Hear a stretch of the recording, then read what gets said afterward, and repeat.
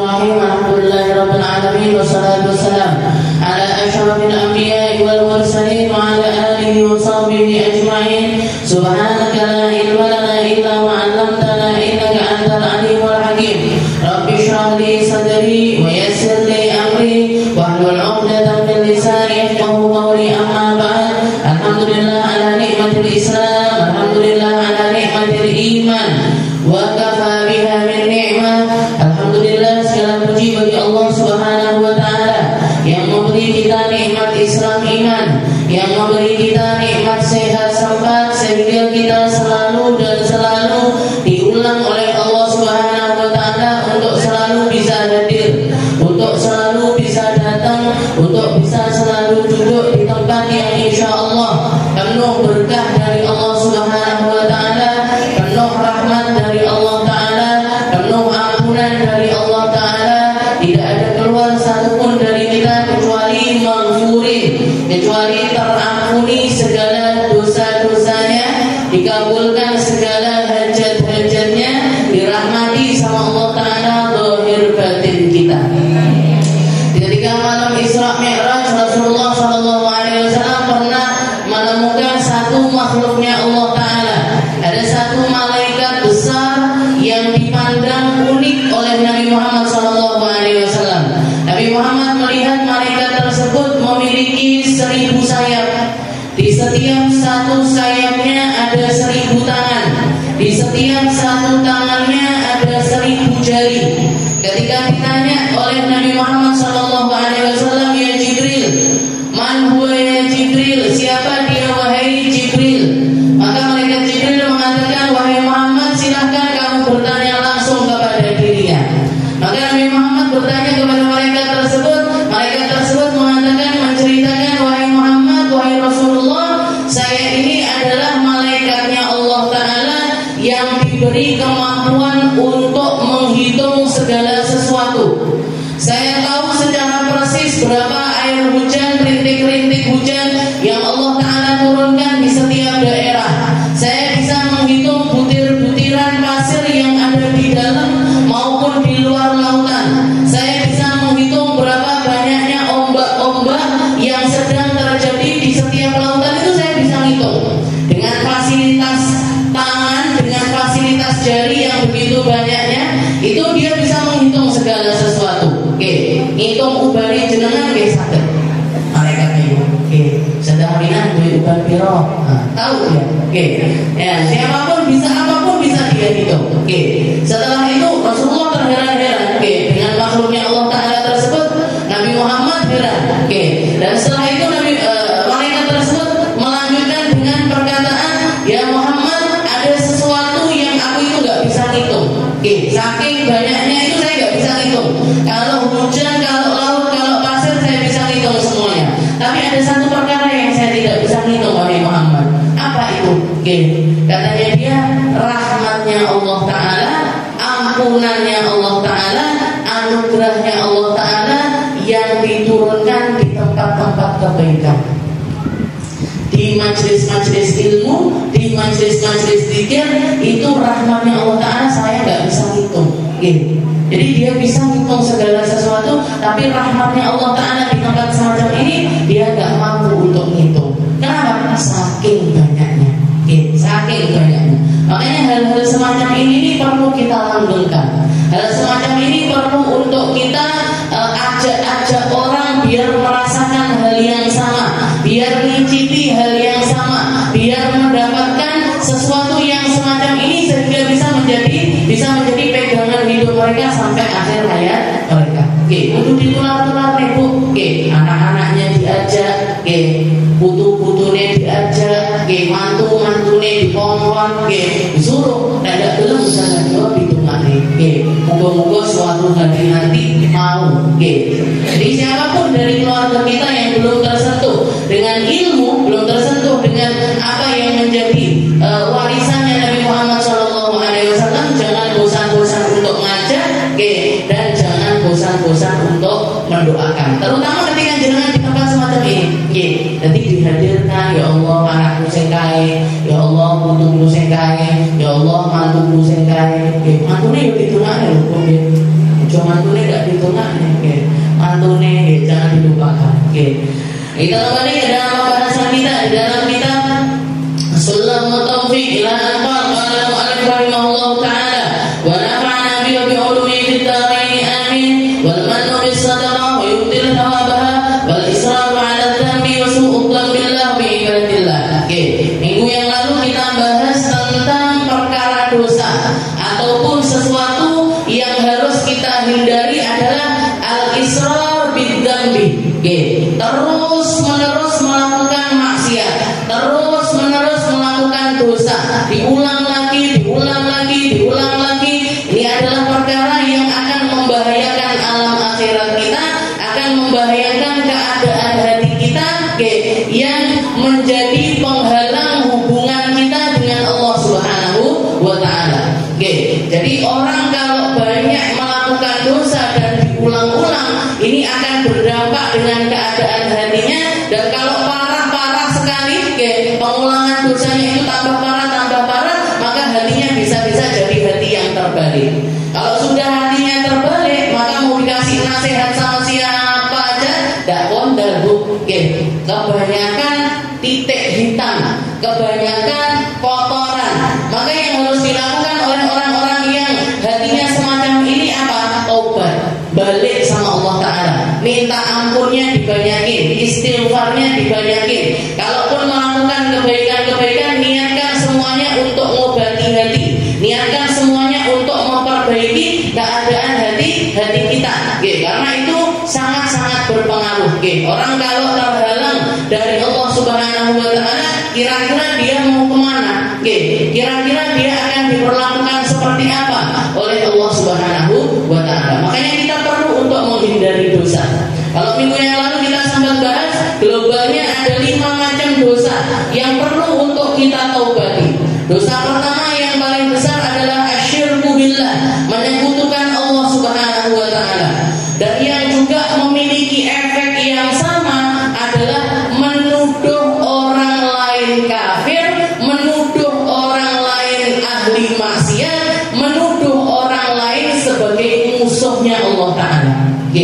Jadi syirik, menyekutukan Allah Ta'ala itu dosa besar, dan yang setara dengan dosa besar tersebut adalah menuduh orang Islam jadi kafir, nuduh orang ahli iman dianggap orang non-muslim, atau memusuhi orang Islam dengan permusuhan yang sampai ke tingkat pengen bunuh orang tersebut. Ini dosa yang sangat besar sekali.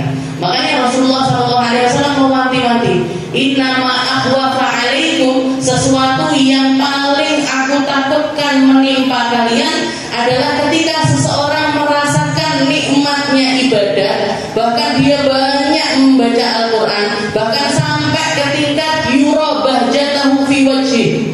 Akarnya Al-Quran, efeknya Al-Quran ini sampai bikin wajah orang tersebut itu terlihat teduh sekali.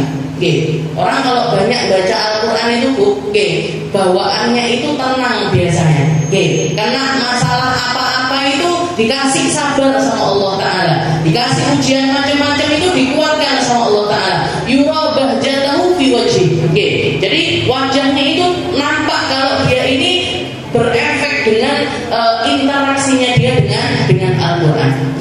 Tapi suatu hari ketika dia sudah mencapai hal tersebut, tahu-tahu kepleset,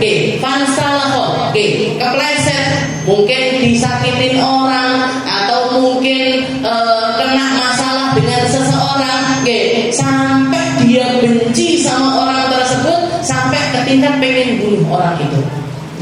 Sampai ke tingkat pengen membunuh orang tersebut. Ini sesuatu yang paling ditakutkan sama Nabi Muhammad SAW. Karena orang kalau sudah benci, orang kalau sudah gak senang, biasanya yang keluar dari lisannya pertama kali adalah cemooh. Biasanya pertama kali nyelatu. Oh, pancen ra tau sholat. Oh, pancen ra tau sobo masjid. Oh, kafir padahal orang Islam. Padahal orang Islam meskipun nggak pernah sholat sekalipun. Meskipun dia nggak ahli puasa Ramadan sekalipun, meskipun dia jauh sekali dari syariat agama Islam, tapi kalau misalkan di dalam dirinya ini masih ada cahaya la ilaha illallah, haram bagi kita nuduh dia sebagai orang kafir. Nuduh dia orang kafir nggak boleh, nuduh dia ahli maksiat nggak boleh, nuduh dia musuhnya Allah Ta'ala nggak boleh, nuduh dia ahli bid'ah. Nah, nanti kaitannya dosa yang kedua yang juga nggak kalah besar, yaitu bid'ah. Jadi nuduh orang Islam kafir itu dosanya setara dengan kekafiran itu sendiri. Dosanya setara dengan kekafiran itu sendiri. Makanya jangan kalau melihat ulama-ulamanya kita, ulama-ulama dulu, ulama-ulama lawas, ulama-ulama sepuh, sesuatu yang paling mereka hati-hati di dalamnya adalah lisan. Ojo sampai nuduh orang lain itu pelaku maksiat, atau jangan sampai nuduh orang lain itu adalah orang kafir. Wong tahlilan dianggap kafir. Orang maulutan dianggap kafir. Tahlilan ini loh yang dibaca la ilaha illallah.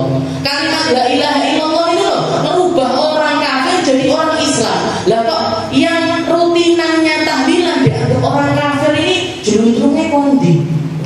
Ini kekafiran itu balik kepada dirinya sendiri. Dialah yang jadi pelaku dosa besar dengan kekafiran itu. Dan jangan tahu sendiri, orang kafir itu gak mungkin masuk surga. Orang kafir itu selama-lamanya ada di dalam neraka. Jadi saya hati-hati. Jadi ngelihat orang lain berbeda ibadahnya dengan kita, loh, wih kok bodohnya dhisik. Oh, pancen yo, memang yo. Nah, nuduh orang-orang sama. Perbedaan itu biasa di dalam Islam.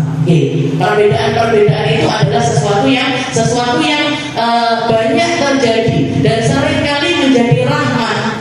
Seringkali menjadi bentuk rahmatnya Allah Ta'ala agar kita, tapi selama itu semuanya. Jadi patokannya selama seseorang itu sholat sebagaimana yang diajarkan sama Nabi, subuhe loro, duhure papat, asare papat, maghribe telu, isyanya 4. Setelah itu dia puasa Ramadan. Jadi Ramadan itu puasa 1 bulan penuh. Dan ketika nyembelih juga caranya sama dengan kita. Apa syaratnya nyembelih ini apa? 2 jalan ini, rongga udara sama rongga makanan itu terpotong secara keseluruhan. Nah, itu caranya sembelihannya agama itu seperti itu. Selama mereka cara nyembelihnya semacam itu, semuanya dianggap sebagai orang muslim. Jangan dituduh kafir. Oh, ora kunut beda karo aku. Oh, itu gak maca bismillah Fatihah beda karo aku. Oh, kuwi obat salat cepling ora kena wiritan. Aku dong wiritan. Berarti apa? Dia berbangga dengan dirinya sampai. Nah, ini kalau cuman perasaan di dalam hati, maka masih nggak masalah. Tapi kalau sudah ditampakkan dengan gelagat, apalagi ditampakkan dengan kata-kata awakmu beda karo aku. Beda ini apa? Perbedaan ini yang dimaksud apa? Perbedaan di dalam agama, perbedaan di dalam akidah, atau perbedaan di dalam cara ibadah saja. Kalau dia menganggap berarti istilahnya orang seperti kamu itu nggak bisa sama dengan aku, bahkan dari pokok akidah, maka dia sendiri yang sudah pindah agama. Na'udzubillah min dzalik. Jadi syirik itu bukan cuman menyekutukan Allah Ta'ala dengan sesuatu, atau menganggap Allah Ta'ala punya pesaing. Seperti orang-orang Nasrani menganggap Nabi Allah Isa sebagai Tuhan, ataupun juga orang-orang Yahudi yang menganggap Uzair ibnullah. Salah satu muridnya Nabi Allah Musa yang hafal Taurat pernah ditidurkan sama Allah Ta'ala selama 100 tahun lebih. Jadi Uzair ini adalah salah satu muridnya Nabi Allah Musa. Salah satu yang terkenal dari Uzair ini, dia mampu menghafal Taurat. Padahal kitab-kitabnya Allah Ta'ala sebelum Al-Quran itu bukan untuk dihafal, Bu. Makanya nggak ada orang hafal Injil, itu nggak ada. Jangan tanyakan pendeta pendetanya orang non muslim, pendetanya orang Nasrani, nggak ada satupun di antara mereka yang hafal Injil mulai dari awal sampai akhir, atau seperti orang Islam itu dijadikan semua dari kita tahu ayat pertama atau surat pertama di dalam Al-Quran itu ya Fatihah, surat terakhir dari Al-Quran itu ya An-Nas, Al-Falaq, Al-Ikhlas, Al-Lahab, An-Nasr, Al-Kafirun, Al-Kautsar, apanya gitu. Jadi kita semua orang Islam tahu tentang hal tersebut. Tapi kalau di dalam kekristenan enggak. Jadi kalau ada orang bisa sampai menghafal Taurat, itu sesuatu yang pencapaian yang tiada duanya. Enggak enak pesaingnya Uzair ini enggak ada. Maka ketika dikatakan Uzair ini suatu hari dia di dalam perjalanan naik keledainya dia bawa perbekalan, ngelihat ke satu kota, yang pernah ditimpa adab sama Allah Ta'ala sehingga habis, istilahnya entek kabeh, omah-omah entek penduduknya habis. Setelah itu terbesit dalam hatinya Uzair ini, mana bisa kota semacam ini dalam sekejap bangkit kembali, itu apa bisa? Gak lama setelah itu, setelah punya kerontak seperti itu, dia masuk ke dalam hutan. Masuk ke dalam hutan, geletak, serius-serius, ngantuk, tidur. Ketika dia tidur sama Allah Ta'ala ditidurkan bukan sehari 2 hari, 100 tahun. Ditidurkan sama Allah Ta'ala selama 100 tahun. Begitu bangun, kerucuk-kerucuk luwe, dideloki, makmane ndak enek, keledainya juga enggak ada. Datang malaikat diutus sama Allah Ta'ala untuk mendatangi Uzair ini tadi. Disuruh mendatangi Uzair. Setelah itu katanya malaikat, wahai Uzair, kamu tahu berapa lama kamu tidur? Kayaknya sehari apa setengah hari lah kayaknya. Setengah hari atau sehari. Orang biasanya tidur nyenyak sekali maksimal kan segitu. Pernah jangan tidur 12 jam? Nggak pernah misalnya. Jadi malam itu paling 4 jam, 5 jam. Siang itu nyenyak sekali 1 jam, 2 jam. Kayak awan paling jenengan paling setengah jam. Jadi segitu orang tidur itu. Uzair ini yang dirasakan hampir paling setengah hari atau sehari lah kalau memang saya ngantuk sekali. Katanya malaikat tersebut, tapi kamu sudah ditidurkan sama Allah Ta'ala mi'atan 100 tahun. Mana? Fandur ila himari. Fandur ila ta'ami. Katanya malaikat, lihat itu. Keledai ini jadi apa sudah? Jadi tulang belulang. Lihat itu makanan sudah gak bersisa sama sekali. Setelah kami Uzair, terus aku mau balik ke negeriku ini pakai apa? Naik apa ini saya? Jalan kaki gak kira kuat. Maka sama Allah Ta'ala ditunjukkan si keledainya dia itu tadi bangkit. Jadi tulang-tulangnya itu bangkit jadi bentuk seperti keledai, tapi bentuknya masih tulang aja. Setelah itu dibalut sama Allah Ta'ala dengan daging, dibalut dengan otot, dibalut dengan darah, ini dan lain sebagainya, sampai berubah lagi jadi keledai, ditiupkan roh kembali oleh Allah Ta'ala sehingga bisa dibawa pulang. Singkat cerita, ketika pulang ke negerinya, otomatis teman-teman sejamannya sudah gak ada semuanya. Negeri yang waktu itu porak-poranda sudah jadi negeri yang ramai kembali. Sudah penuh dengan bangunan-bangunan, orang-orang juga banyak di situ. Dia cerita, saya ini Uzair, saya ini salah satu muridnya Nabi Allah Musa. Katanya orang-orang, apa buktinya kalau kamu itu Uzair? Uzair itu satu-satunya orang yang hafal Taurat. Maka dites, kayak anak sekolahan, anak SD ataupun juga SMP atau TPQ biasanya kalau hafal juz amma nanti munaqashah uji publik itu ditanya satu-satu, coba ayat ini, coba ayat ini, coba ayat ini, coba ayat ini, lancar, hafal. Memang dia hafal meskipun tidur 100 tahun, kalau hafalannya dipertahankan sama Allah Ta'ala hafal. Akhirnya dia bisa jawab semuanya, semua orang percaya kalau dia itu Uzair. Kamu tidur berapa lama? Menurut informasi dari malaikat 100 tahun. Saya tidur ini selama 100 tahun. Saking takzimnya umat Yahudi dengan si Uzair ini, sampai mereka menganggap Uzair ini putranya Allah, putranya Tuhan. Nah, ini yang bikin orang-orang Yahudi ini dimurkai sama Allah Ta'ala. Waqalatin Nasara Isa bin Isa putranya Allah, dan orang Yahudi berkata kalau Uzair ibnullah, Uzair ini putranya Allah. Itu yang bikin Allah Ta'ala murka. Jadi syirik menyekutukan Allah Ta'ala itu dosa besar. Menuduh orang lain syirik juga gak kalah besarnya.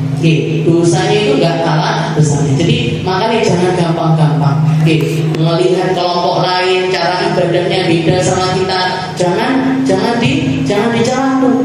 Atau bentuk cara berpakaiannya beda sama kita.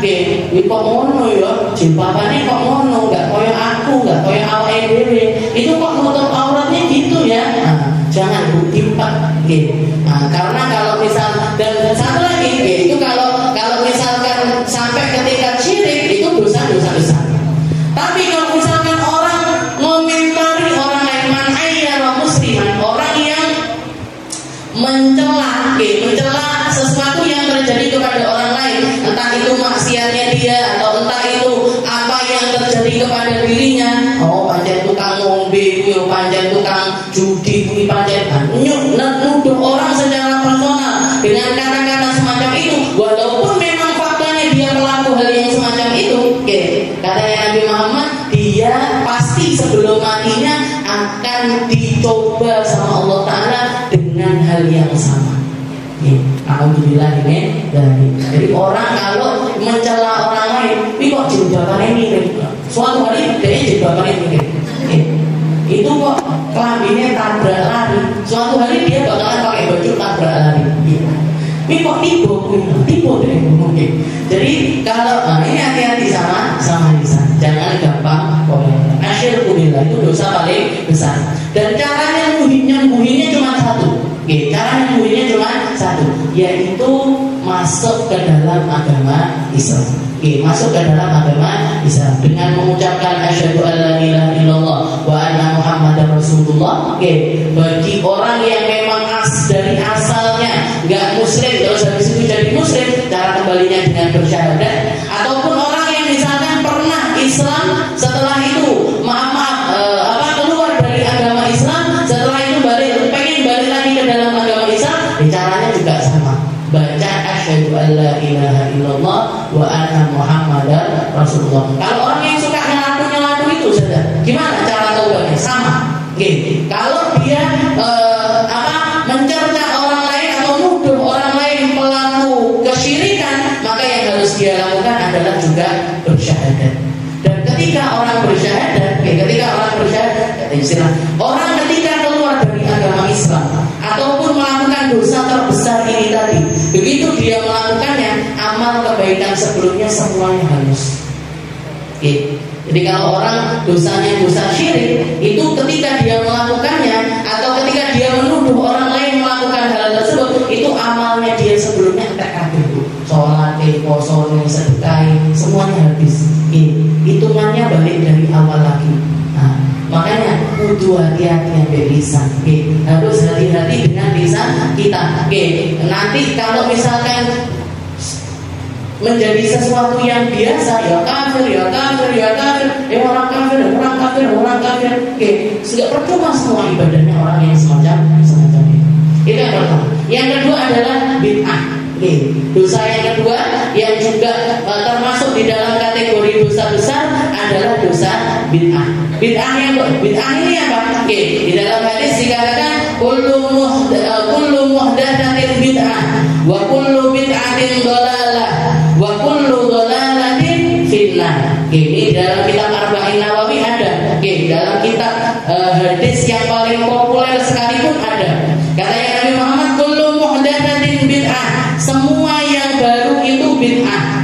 Wa kullu bid'atin dhalalah, semua yang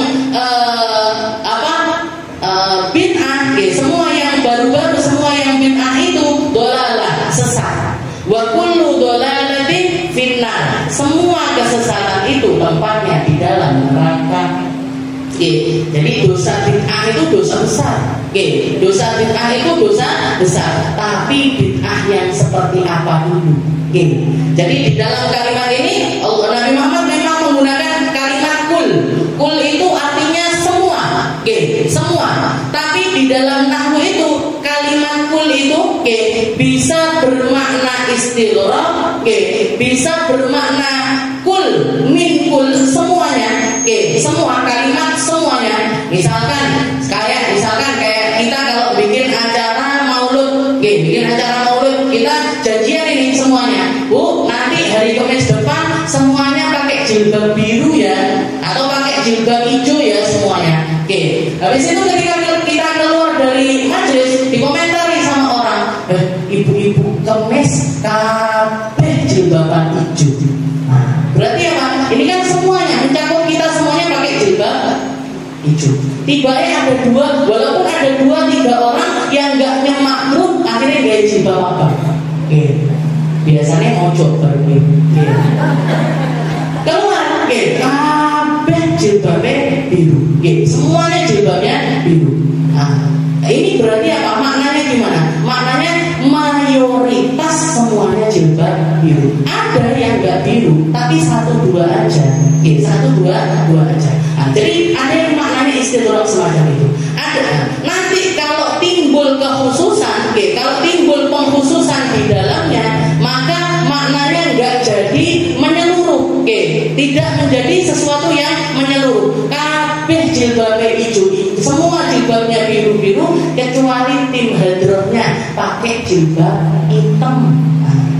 Itu makna kalimat kul itu semacam itu. Jadi ketika Rasulullah mengatakan kullu muhdatsatin bid'ah wa kullu bid'atin dhalalah wa kullu dhalalatin finnar, semua yang baru itu bid'ah, semua bid'ah itu sesat, semua sesat itu di neraka. Ini maknanya Rasulullah. Semua ini apa? Ketika nggak ada petunjuk lain yang bisa dimasukkan di dalamnya, maka maknanya tetap menjadi makna yang dohir semacam itu.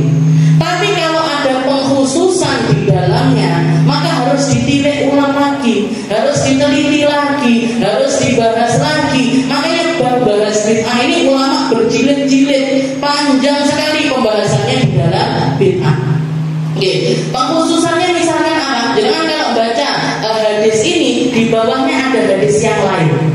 Katanya Nabi, man sanna sunnatan hasanatan falahu ajruha wa ajru man amila biha ila yaumil qiyamah wa man sanna sunnatan sayyi'atan falahu wizruha wa wizru man amila biha ila yaumil qiyamah. Katanya Nabi, siapa yang bikin kebaikan, maka dia akan mendapatkan pahala dan pahala orang yang mengamalkannya sampai hari kiamat. Dan barang siapa yang bikin suatu perbuatan yang buruk, maka dia mendapatkan dosanya dan dosa orang yang mengamalkannya sampai hari kiamat. Berarti apa ini? Berarti di dalam bid'ah tersebut ada pengkhususan dari Nabi. Bid'ah yang sesat itu yang mana? Bid'ah yang bawa orang ke neraka ini yang mana? Yang bentuknya ini adalah sebuah maksiat. Jadi bid'ah kok maksiat? Bid'ah sesuatu yang baru itu adalah sesuatu yang buruk, maka itu yang sesat, yang bawa orang ke neraka. Tapi kalau ada orang bikin bid'ah, ada orang melakukan sesuatu yang baru, dan sesuatu yang baru ini ada di dalam koridor syariat, maka nggak bisa dikatakan sebagai sesuatu yang sesat. Nggak bisa dikatakan sebagai sesuatu yang sesat. Ditilik ulang lagi. Patokannya apa? Patokannya apa? 2 patokannya. Bid'ah, sesuatu yang baru, dan itu ada di dalam syariat yang akan bawa orang ini dapat pahala ketika melakukannya. Yang pertama, lahu aslun fiddin, ada asalnya di dalam syariat. Ada asalnya di dalam syariat. Kayak orang baca maulid. Jangan lihat orang baca maulid ini kenapa? Apa yang dibaca? Sholawat misalnya. Kita ambil satu aja, sholawatnya. Sholawat ini ada enggak perintahnya di dalam Al-Quran? Ada. Innallaha wa malaikatahu yusholluna 'alan nabi ya ayyuhalladzina amanu shollu 'alaihi wa sallimu taslima. Berarti apa? Sholawat boleh. Maulid ini baca sholawat, berarti maulid ini sesuatu yang boleh. Lahu aslun fiddin, ada asal agamanya itu ada. Yang kedua apa? Yang kedua, alla yakuna surah mukhalifan lis-sunnah. Perkara baru tersebut secara kasat mata gak ada pelanggaran syariatnya. Kalau sudah ada pelanggaran syariat, bukan maulidnya yang salah, tapi pelaku pelanggaran itu yang salah. Kayak maaf zaman sekarang orang bikin maulid dengan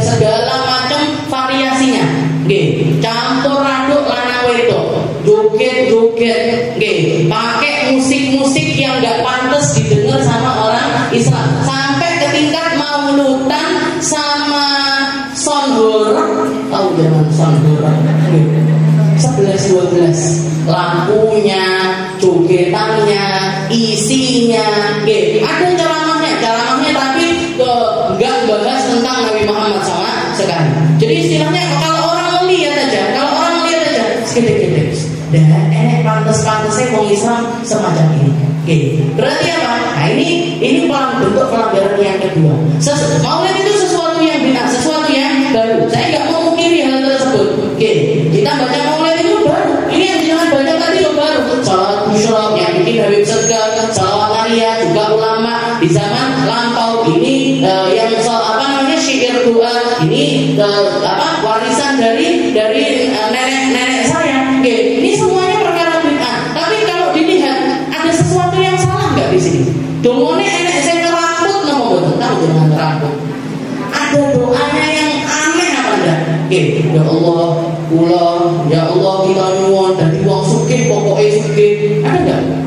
Enggak ada. Dadi wong sugih sing dalam zakat, saya bisa umat-umat yang bisa bantuin umat. Jadi tujuan di dalam kayanya pun baik. Gak cuma ya Allah pokoknya ini caranya gue mobil saya ngakek, pokoknya gue rumah saya gede, pokoknya bisa tuh kelambi api-api. Gak cuma gitu bu. Jangan tahu artinya pakai bahasa Jawa. Ini juga saya kasih artinya. Di sini juga saya kasih artinya. Jangan baca mulai di bawahnya ada artinya semua. Aturan bahasa ada artinya semua. Kenapa? Biar kita bisa meneliti mana ini dari doa-doa warisan ulama kita ini yang keluar dari jalur syariat. Kalau ada sesuatu yang jenengan bikin kok aku nggak pas ya ini, jangan tanyakan sama saya. Misalnya ini kok doanya kayak gini. Tapi secara keseluruhan, kalau itu warisan dari ulama-ulama kita, dua hal ini selalu menjadi penjagaan utamanya mereka. Lalu aslun fiddin, ada asal agamanya, ada asalnya di dalam agama, berdoa, bermunajat, beristighfar, bersolawat, memuji Allah, semuanya di dalam hal-hal semacam itu, dan semuanya ada asalnya di dalam syariat. Yang kedua itu tadi, laisa lahu surah mukhalifan lisyara. Secara kasat mata nggak ada pelanggaran syariat. Kalau ada pelanggaran syariat, jangan berhak untuk mengaku. Saya pernah dengar, tapi insya Allah nggak di sini. Insya Allah nggak di daerah kita, nggak di Tulungagung lah istilahnya, di tempat-tempat yang lain. Ada orang, kalau keluarganya meninggal, baca tahlil, nanti baca tahlil hari ketiga, baca tahlil hari ke-7, baca tahlil hari ke-40 dan lain sebagainya. Tapi setelah tahlilan, saya metu maaf minuman keras. Jadi bertahlilan ngombe. Habis tahlilan minum. Ini apa? Ini bukan tahlilannya yang salah, tapi pelanggaran syariat dari orang-orang tersebut. Nah, kalau sudah kayak gitu, nggak usah ditekani, nggak apa-apa, Bu. Jangan nggak mendatangi undangan yang semacam itu, bahkan bisa ketika wajib ketika dengan orang yang didengarkan atau jadi tokoh di tempat tersebut, itu nggak perlu kita datangi tempat-tempat yang semacam itu sebagai bentuk protesnya kita tentang apa yang terjadi. Atau kalau misalkan ada orang meninggal dalam keadaan yang nggak baik, meninggal dalam keadaan nggak baik, contohnya misalkan bunuh diri.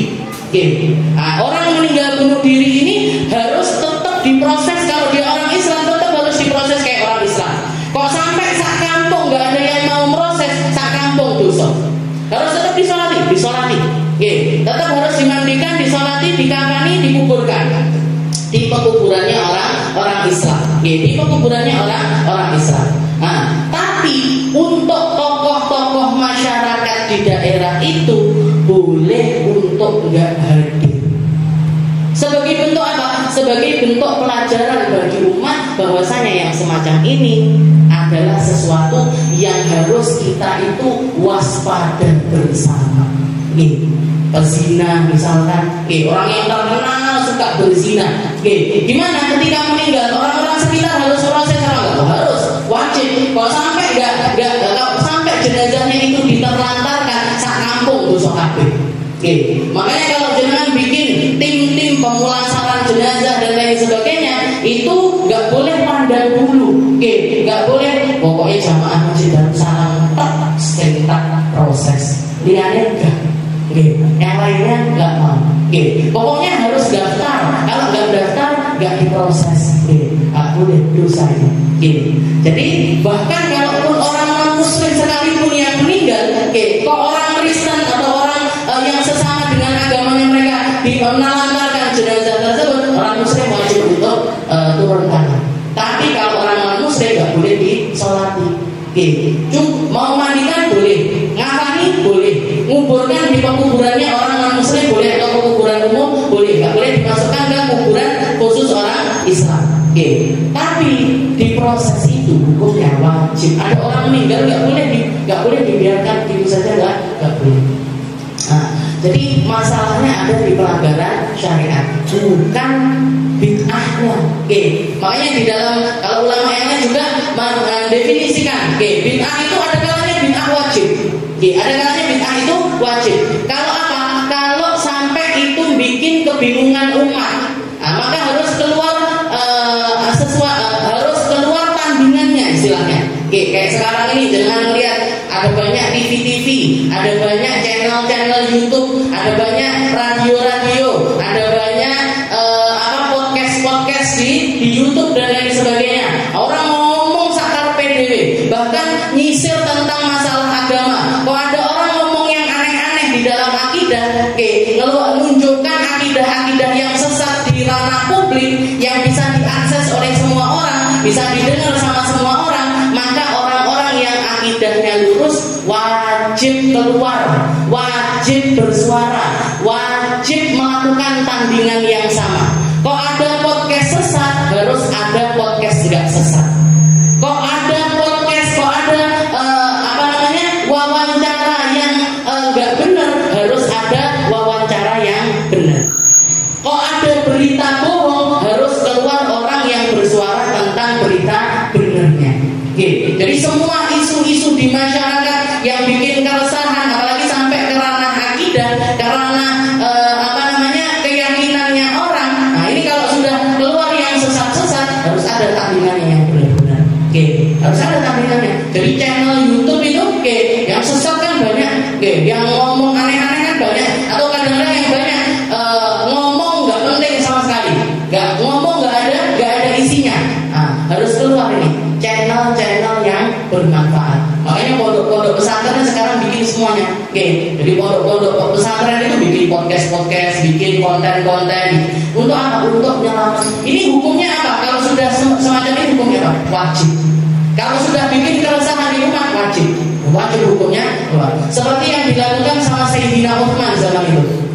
Sayyidina Utsman bin Affan itu di zaman Nabi itu Al-Quran itu berserakan di mana-mana. Al-Quran itu nggak dibukukan.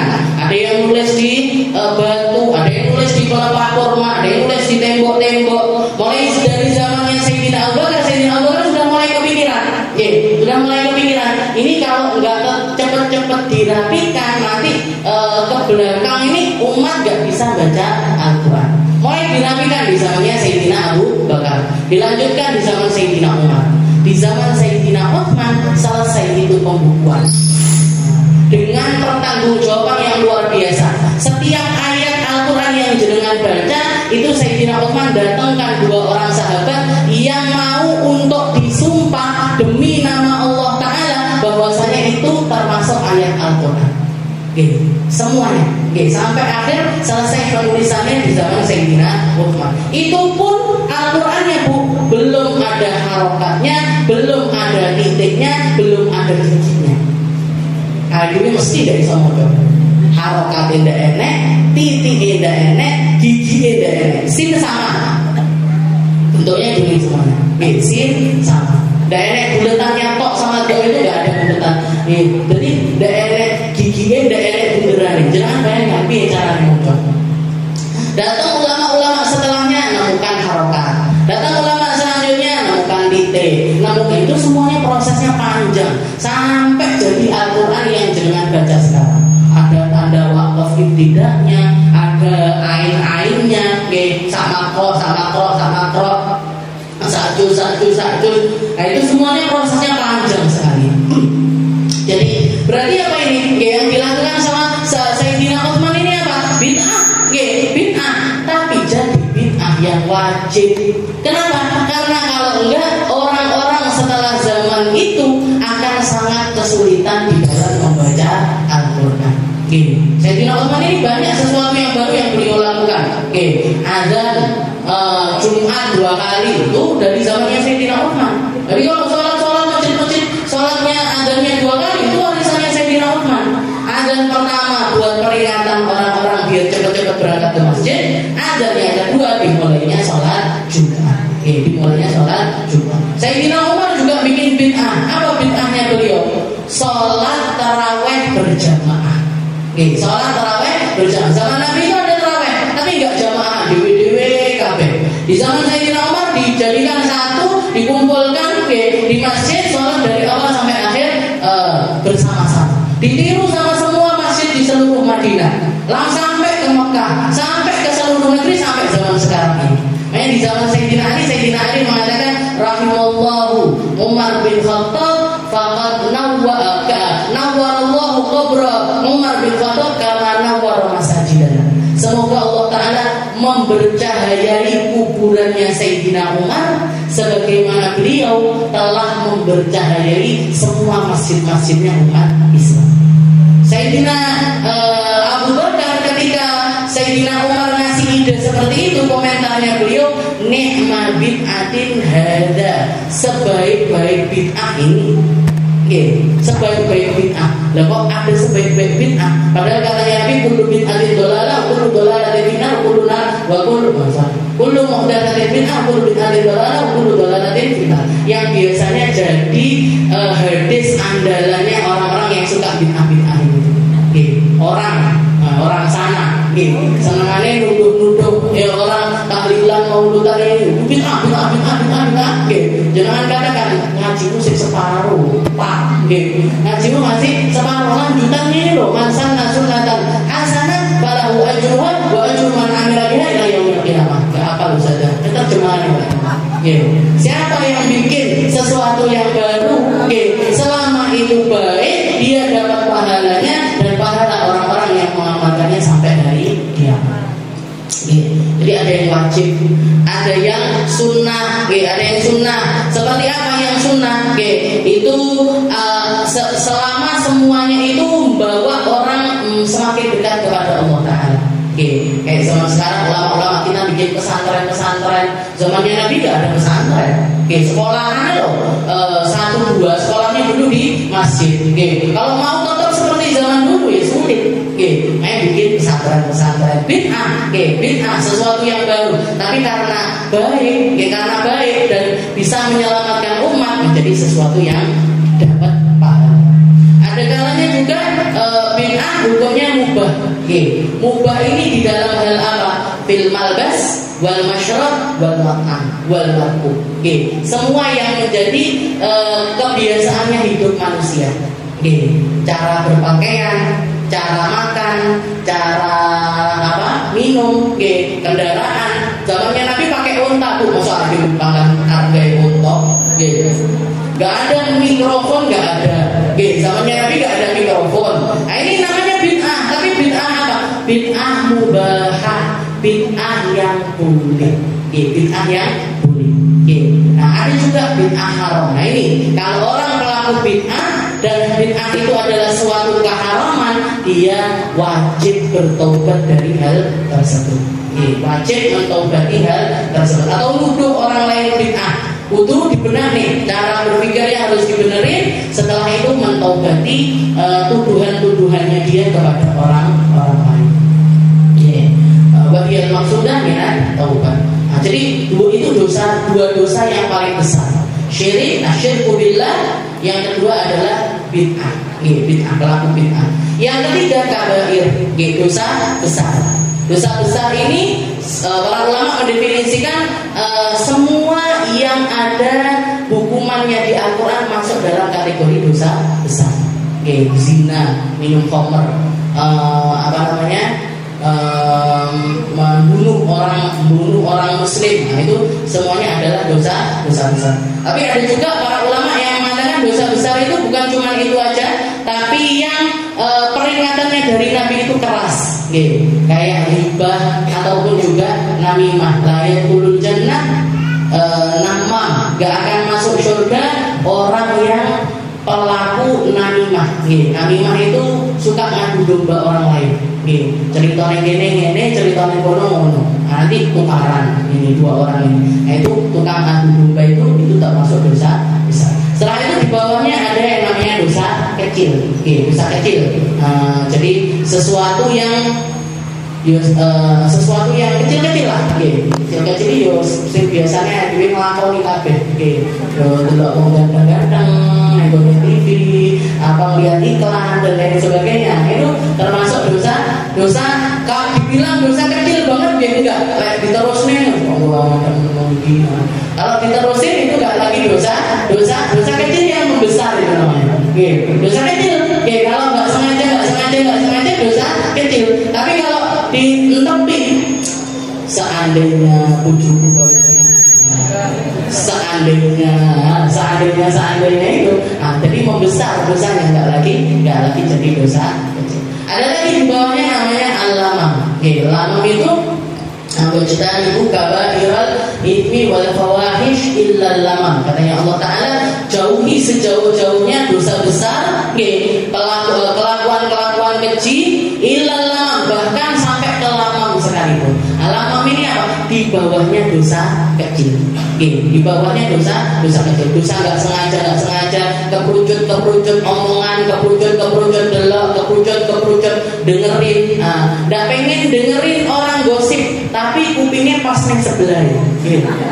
Jadi misalnya kita makan di sini, di warung kan ya, kok menarik ini pembahasannya. Jadi nggak pakai dosa, nggak pakai mulut, tapi pakai telinga.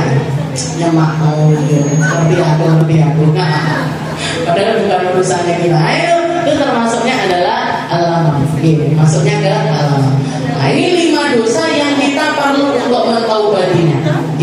Makanya kenapa sih kok Rasulullah itu ngasih tahu kita, istilahnya katanya Nabi as-shalat ila shalat wa Ramadan ila Ramadan wal Jum'ah ila Jum'ah kafaratun lima bainahunna majtunibatil kabair. Katanya Nabi, salat satu ke salat yang lain, Jumat satu ke Jumat yang lain, Ramadan satu ke Ramadan yang lain, itu akan menggugurkan dosa-dosa yang ada di antaranya selama dia menjauhi dosa besar. Jadi yang diampuni ini mana? Dari 5 kategori ini tadi, yang diampuni adalah 2 ini tadi.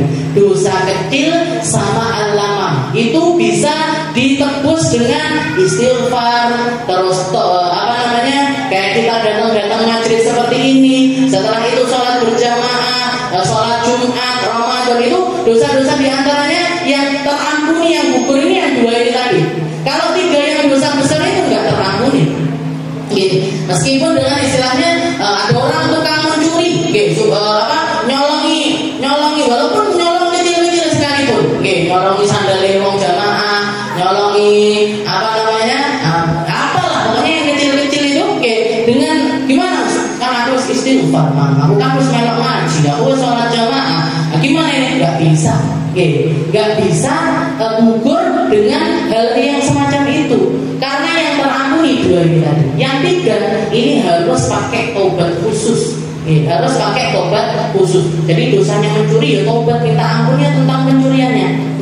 Nyakitin hati orang lain ya harus gimana caranya biar minta maaf, menyelesaikan masalah tersebut dan lain sebagainya. Utang ya butuh dibayar karena duit, nggak bisa. Awakmu tak istighfar saya itu. Awakmu tak hadiahi surat Al-Ikhlas 20.000 kali. Baru ya utangku, nggak bisa. Walaupun cuma 10.000, walaupun cuma 5.000, tetap harus uang 5.000 dibalik 5.000, 10.000 dibalik 10.000. 1 juta, 10 juta.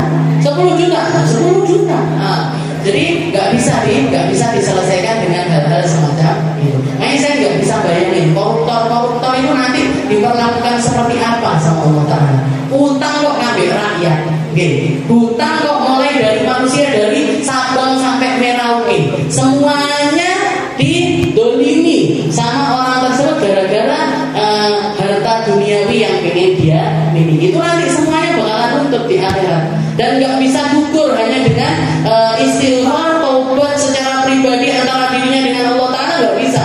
Kudu minta maaf siji-siji sama semua orang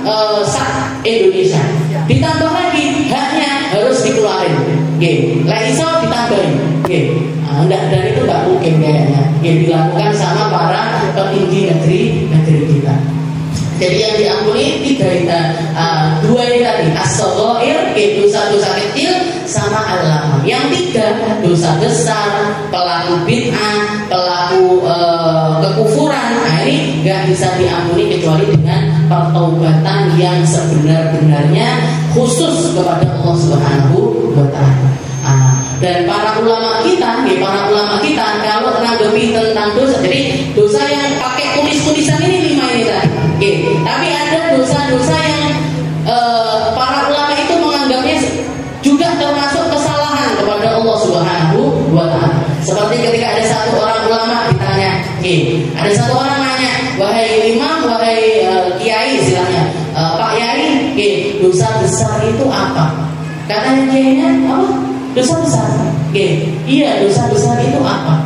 Katanya beliaunya, kalau kamu nanya tentang dosa, kategorinya besar ataupun kecil, jangan nanya saya. Terus nanya siapa? Nanya aja sama orang ahli fikih. Nanya aja sama orang yang mempelajari ilmu fikih. Karena kalau saya muamalah saya dengan dosa, itu saya nggak melihat tentang dosanya, tapi saya melihat kepada siapa saya berdosa. Saya nggak melihat dosanya, tapi saya melihatnya kepada siapa saya berdosa. Allah Ta'ala itu apa patut mendapatkan maksiat dari kita, itu apa patut? Kita itu apa patut berkurang ajar kepada Allah Ta'ala, itu apa patut? Makanya salah satu orang yang sering kali menghibur Imam Syafi'i, Imam Syafi'i itu punya guru banyak, Bu. Salah satu yang beliau sebutkan, salah satu personil guru yang beliau anggap sebagai guru, itu ada satu orang laki-laki namanya Syaiban Ar-Ra'i. Syaiban Ar-Ra'i, namanya Syaiban. Dia itu tukang gembala kambing. Kerjaannya itu tukang gembala kambing. Tapi Imam Syafi'i kalau duduk sama Syaiban ini, dikarenakan kayak anak kecil lagi dengerin dongeng. Seneng banget Imam Syafi'i duduk sama Syaiban ini, karena jawaban-jawaban beliau yang unik, out of the box, jadi di luar nalar. Kadang-kadang itu Imam Syafi'i nggak ngira jawabannya itu akan seperti Imam Syafi'i, istilahnya gampangnya ahli dohir, ahli ilmu syariat, imam mujtahid, imamnya kita semuanya di dalam ilmu fikih. Tapi beliau itu senang duduk sama Syaiban. Syaiban ini bukan guru, bukan ulama yang punya pesantren atau punya murid banyak, bukan. Dia kerjaannya tukang gembala kambing. Dikatakan Imam Syafi'i ini pernah ngajak muridnya Imam Ahmad bin Hanbal itu diajak marani si Syaiban, ditemukan sama si Syaiban ini tadi. Assalamualaikum, waalaikumsalam, salaman layaknya guru sama murid, dicium tangannya sama Imam Syafi'i. Setelah selesai ditanya, begitu duduk nanya Imam Syafi'i, baik Syaiban, saya mau nanya. Nanya apa? Saya pengen nanya, kalau orang lupa rakaat sholat ini, orang kalau lupa rakaat sholat ini apa yang harus dia lakukan? Katanya Syaiban, ala madhabina atau ala madhabikum. Ini saya jawabnya pakai madhabmu apa pakai madhabku? Pakai caramu apa pakai caraku?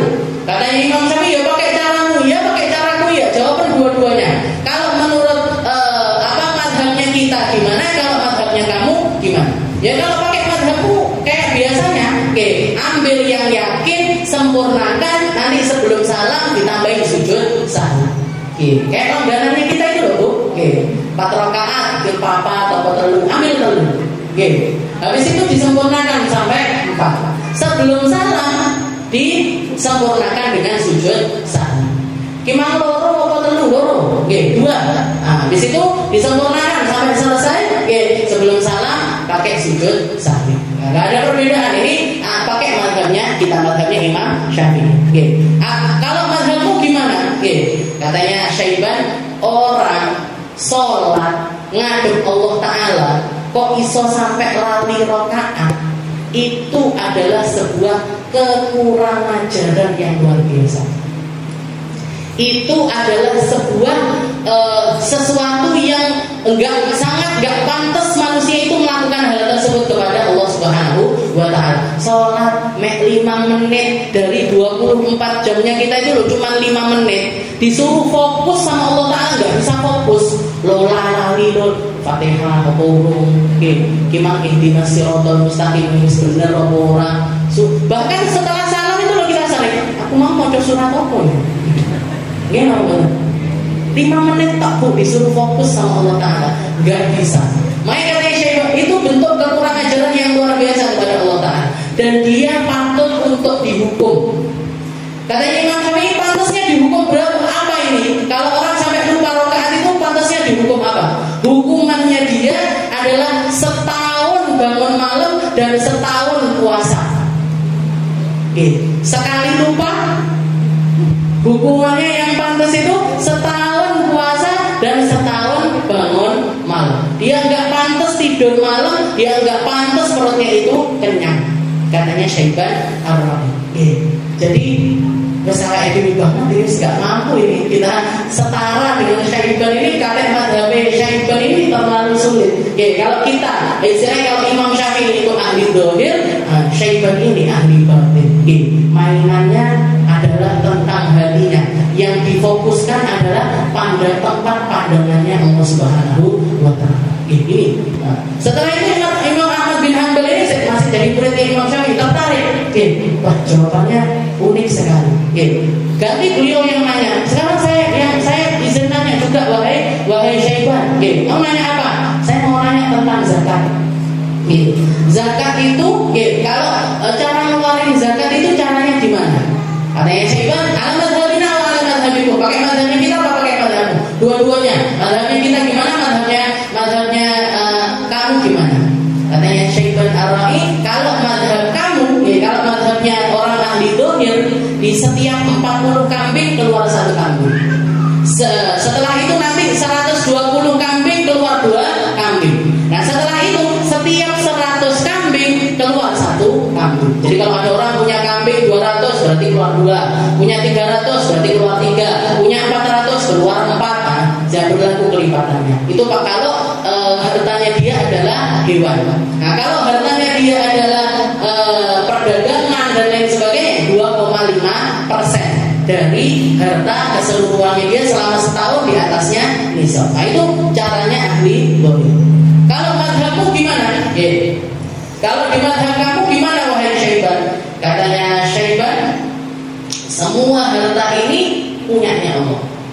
Maka saya mengeluarkannya bukan sesuai kebutuhan saya, tapi sesuai kebutuhannya Allah.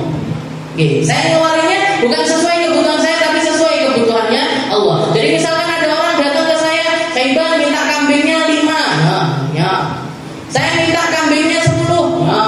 Ada orang lahiran anak perempuan, dikirimi kambing 1. Ada orang lahiran anak laki-laki, dikirim kambing 2. Dan nanti kalau harta mau habis gimana? Harta habis Allah Ta'ala yang habisi, wong itu punyanya Allah. Jadi apa? Beliau menganggap semua ini bukan punya. Jadi istilahnya gini, kalau orang ahli dohir itu zakatnya 2,5%, kalau Syaiban Ar-Ra'i sedekahnya zakatnya 100%. Dan waktu jadi orang-orang yang mulia di sisi Allah Ta'ala, mereka bukan lagi pakai hitung-hitungan, gitu so gede, gitu so cilik, hitung-hitungan seperti itu enggak. Tapi yang mereka khawatirkan adalah nasib mereka di akhirat, karena bagi istilahnya karena buruknya hubungan dengan Allah Subhanahu wa Ta'ala. Karena buruknya hubungan dengan Allah Ta'ala. Ada juga seorang ulama nangis selama 40 tahun gara-gara ngambil debunya tetangga. Nangis 40 tahun gara-gara ngambil. Jadi dia punya tamu, ada tamu berkunjung di rumahnya, disuguhi ikan. Disuguhi ikan. Setelah itu jadi beliau itu namanya Hamas Ibnul Hasan. Jadi beliau itu kedatangan tamu disuguhi ikan, otomatis kan tangannya jadi bau amis. Si tamunya ini bilang, ambilkan saya debu. Zaman dulu belum banyak sabun-sabun gitu, belum banyak. Akhirnya Syaiban ini ngambilkan debunya tetangga, dikasihkan ke dia, dipakai untuk bersihin tangannya, habis itu dicuci pakai air. Dicuci pakai air. Katanya si Hamas ini, beliau sejak saat itu istilahnya menyesali, kenapa kok saya sampai saking bukunya aku sendiri kok punya debu, kenapa kok harus ngambil debu di temboknya tetangga, tak kasihkan orang. Katanya orang-orang, apa kamu belum minta maaf sama orang yang udah? Oke, apa kamu belum menebus kesalahan itu? Sudah, perkara debu pasti juga dihalalkan sama orangnya. Tapi yang saya sesali waktu di saat saya lalai dari Allah Ta'ala, waktu dimana saya lepas perasaan dengan Allah Ta'ala sehingga tangan saya ngulur ke temboknya tetangga ngasihkan itu kepada tamu saya. Waktu itulah yang saya sesali sampai bikin beliau nangis selama 40 tahun. Jadi orang-orang ahli batin itu muamalahnya luar biasa kepada Allah Subhanahu wa Ta'ala. Dan orang ketika dipahamkan sama Allah Ta'ala tentang dosanya, yang dilihat adalah aibnya, yang dilihat adalah kesalahannya, dia akan tertutupi dari aibnya orang lain. Yang akan bikin dia mampu untuk husnudon kepada siapapun.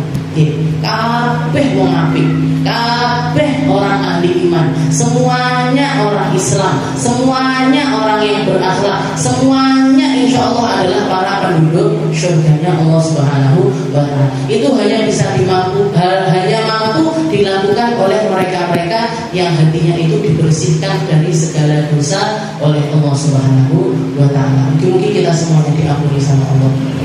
Kita dimampukan untuk bertobat, dimampukan untuk merenungi setiap kesalahan-kesalahan kita, dimampukan untuk dikasih kesempatan untuk bertobat dengan sebenar-benarnya taubat. Jadikan hamba-hamba yang selalu meminta pengampunan dari Allah Subhanahu wa Ta'ala. Ala hadhihi niyyah wa ala kulli niyatin shalihah ila hadratin